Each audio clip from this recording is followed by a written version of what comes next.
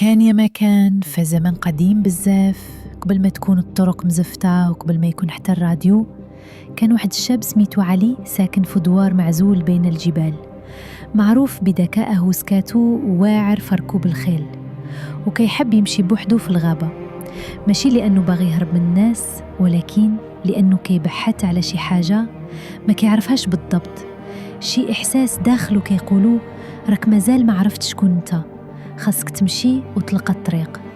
وكان عنده حلم غريب، يشوف الغار المجهول اللي الناس في دواره كيهدروا عليه من سنين، بحال أسطورة غار عالي في الجبل ما عمر شي واحد وصل ليه، وكل شي كيقولوا فيه كنز، ولكن اللي كيقرب ليه ما كيرجعش. الناس كيضحكوا عليه، علي انت ماشي شي ولي صالح، بلاش تهلك راسك.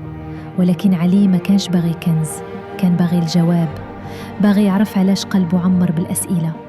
وفي نهار بارد شد الرحال، جبد زوادة بسيطة، شوية ديال الخبز، ما وسيف ديال جدو، ومشى. أيام وهو كيقطع في الغابات، يمشي من نهر لنهر، يبات في الكهوف، ياكل من الطبيعة، يتكلم مع راسه، يصلي ويبكي ويضحك بحال اللي في حرب، ولكن مع نفسه.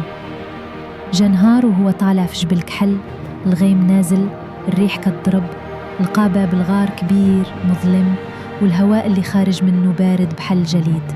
ودخل الغار ماشي ساهل، كان كيدوي غير بضوء الشموع اللي لقاها معلقة في الحيوط. والداخل ما كانش فيه ذهب، ما كانش فيه شي قصر، كان فيه مراية كبيرة مقابلة لباب صغير. علي قرب من المراية ولقى وجهه، ولكن ماشي وجهه ديال دابا، كان وجه راجل كبير، عينيه فيهم الحكمة، وجهه مكلس من الرحلة، وكتب في المراية بدموع: الكنز راه هنا، اللي بغى يعرف شكون هو خاصو يضيع كل شي باش يلقى كل شي. دخل الباب الصغير ولقى غرفة خاوية فيها غير زربية وكتاب مفتوح، بدا يقرأ، وكانت فيه القصص ديالو من نهار تزاد حتى لدابا. تخلع، ولكن حس بالطمأنينة وعرف الحقيقة، الكنز ماشي ذهب، الكنز هو أن الإنسان يعرف راسه ويتصالح مع دموعه ويواجه خوفه. رجع علي للدوار بعد شهور، تبدل، ما بقاتش فيه الطيشة ديال قبل، كلامه قليل ولكن في كل كلمة كاين وزن. الناس سولاتو: في الكنز؟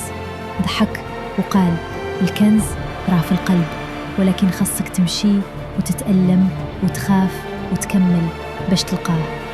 ومن داك النهار ولات الناس كتسميه سيدي مول الغار، ماشي لأنه شيخ، ولكن لأنه دخل الغار وخرج منه راجل جديد.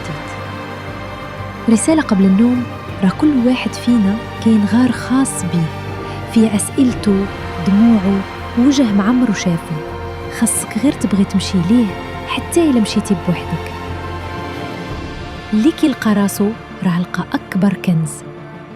رقد على خير، وإلا جاتك شي فكرة وسط الليل ما تخافش منها، يمكن تكون بداية طريق ديالك.